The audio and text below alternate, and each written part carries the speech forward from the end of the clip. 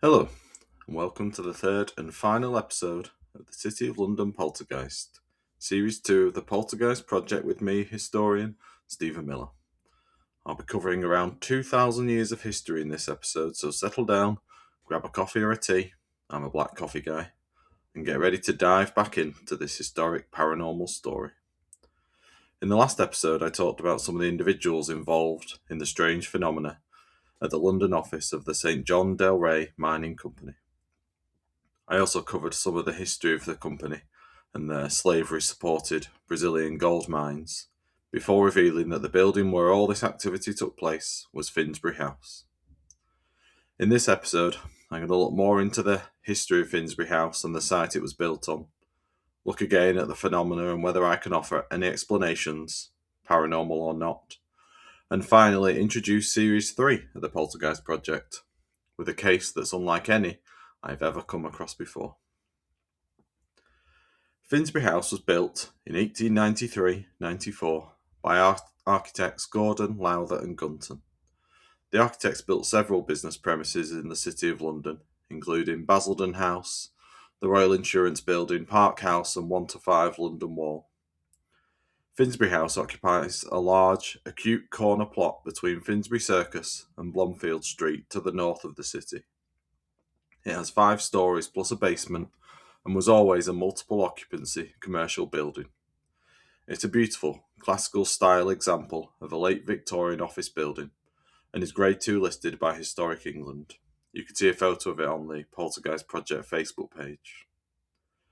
In 1901, at the time of the poltergeist activity, the building was crammed with a wide range of businesses. There were lots of African, Australian and North American mining companies, international merchants, solicitors, engineers and architects.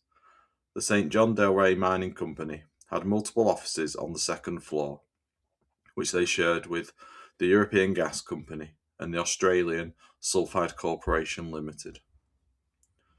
The history of the building since 1901 and the poltergeist incident is fairly bland. A search through the newspaper archives just turns up lots of job vacancies for clerks, accountants, typists and cleaners. In 1947, a man stole a payroll bag containing £100 from the nearby Broad Street station, which was closed in the 1980s. He was chased across Blomfield Street and into Finsbury House. The police were called, but although they thoroughly searched the building, the thief was never found. Paranormal? Probably not. I can't find any other references of weird activity within the building. Maybe someone listening worked there, or knows someone who did. If so, please get in touch. So the building itself isn't very old, especially in the context of the history of the City of London. But what was the site used for before Finsbury House was built? There's a brilliant website for anyone interested in London history called Layers of London. It's especially good for built history. You can select a location and go back in time via maps, plans, archaeological surveys and reports all on one website. Before any buildings were on the site, 2 tributaries of the River Walbrook met exactly where Finsbury House would be built. Today the Walbrook is completely subterranean before flowing out into the Thames, but it was an important water source in the pre-modern era. The Romans in particular put a lot of spiritual significance on water. Just south of our site, they built a temple to the god Mithras on the bank of the Walbrook.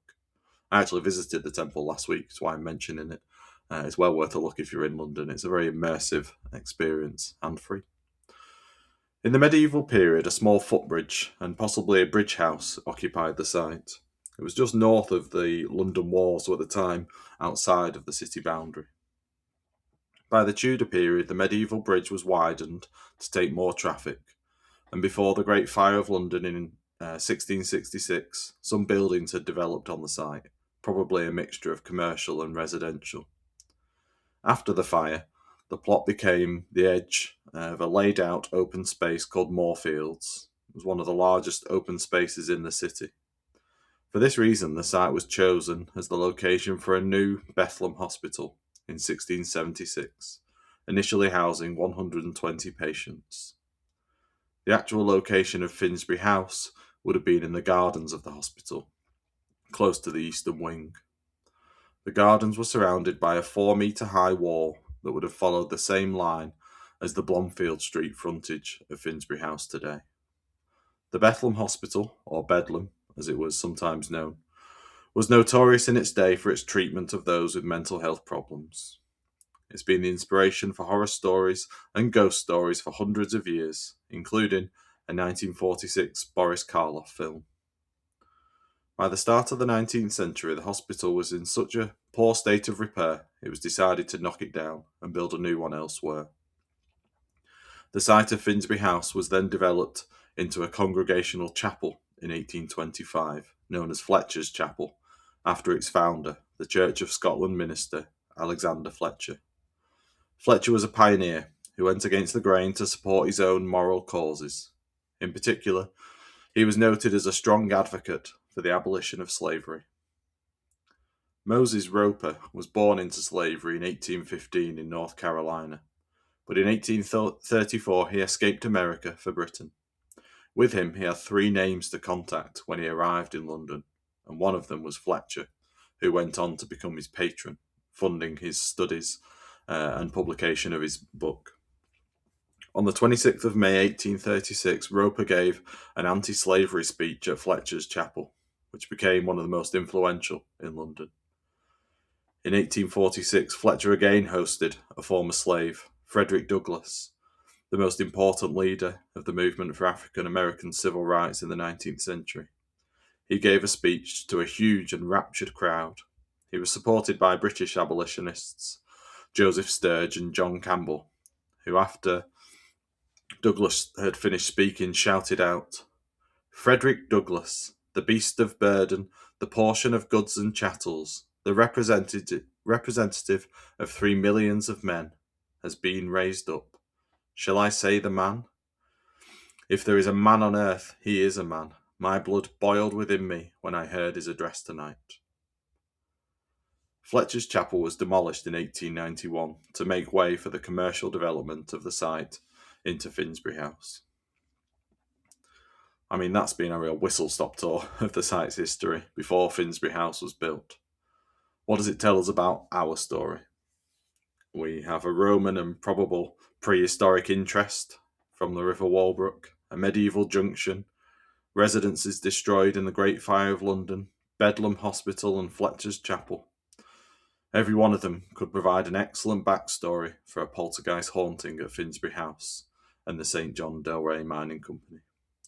I can't imagine the spirit of Alexander Fletcher being too happy about the site he used to bring about the abolition of slavery being used to continue it decades later, or the former slaves themselves who preached in the chapel to promote the cause.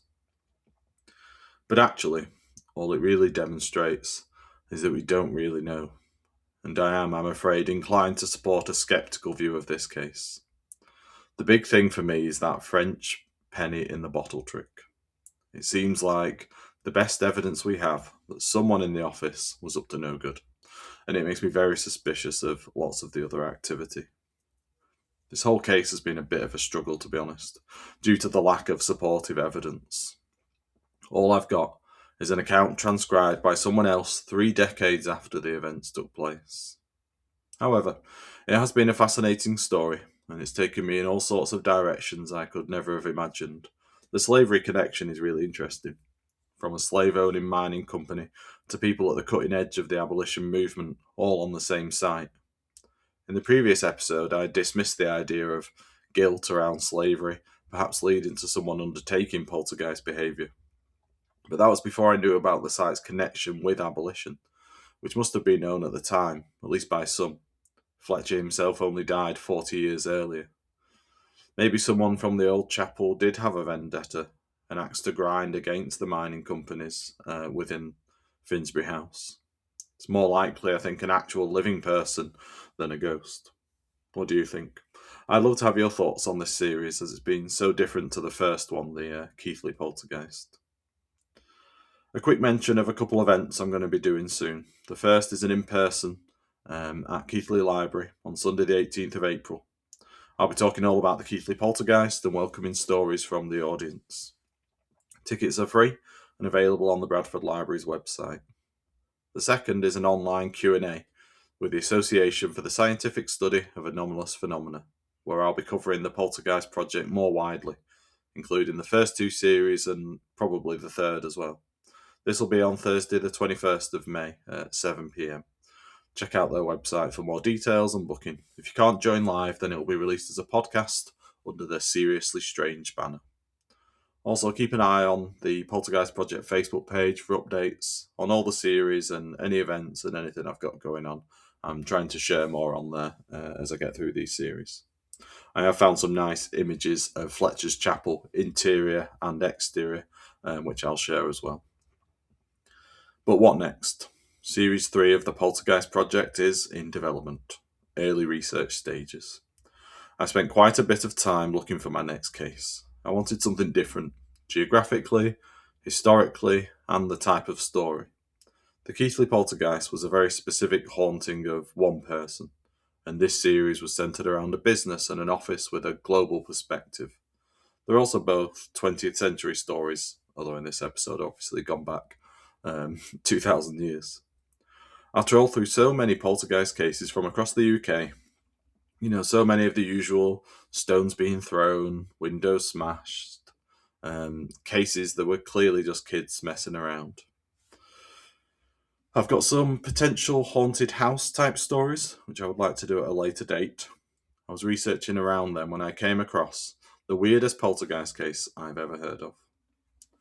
It's very well documented, but not very well known. It's a new location. It comes from the mid-19th century, so it's quite early. And it involves the voice of none other than the Virgin Mary and God himself. Join me soon for Series 3 of the Poltergeist Project, the Sunderland Poltergeist.